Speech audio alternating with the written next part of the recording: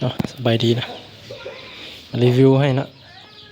ตัวนี้เอาประกอบว่าสิไปโรยยิงได้ประกอบไว้ซื่อๆนะ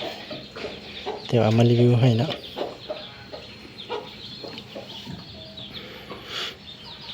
ตัวนี้ใส่เหล้าเป็ดเกี่ยวได้ยาว50เนาะเป็ดเกี่ยวนะกล้อง BSA นะ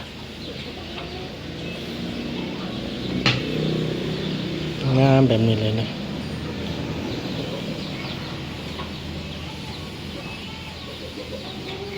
ก็แจ้งดีนะ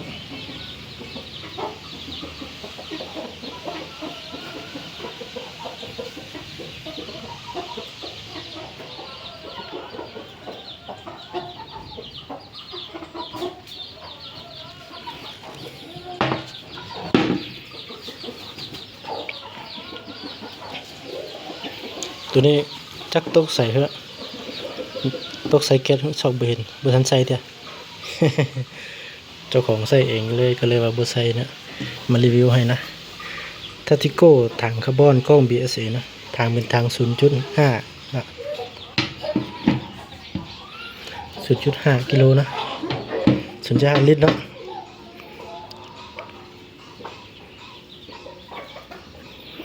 งามแบบนี้เลยนะถือดีขนาดเนาะ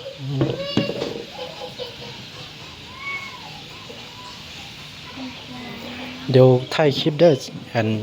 จีเอาตัวที่ลองกลุ่มให้นะเอาคลิปตัวนั้นมาตัดต่อใส่เนาะ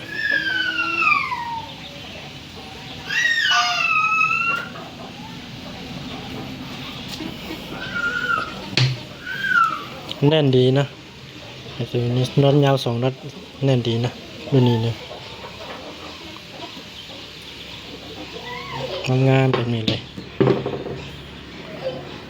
ถ้าท่านใดสนใจก็สามารถติดต่อมาได้เนาะเดี๋ยวซีลงคลิปถ่ายคลิปให้ได้ถ้าคลิปจะมีอันตัวที่เราลองให้เบิ่งนะ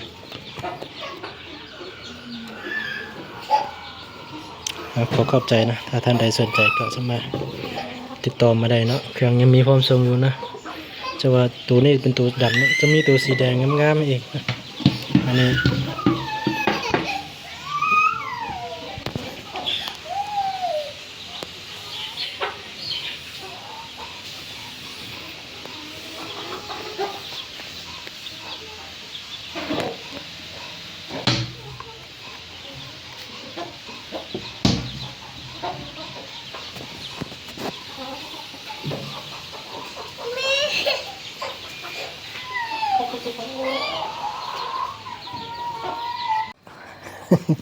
ไก่นี่ยิงซิๆได้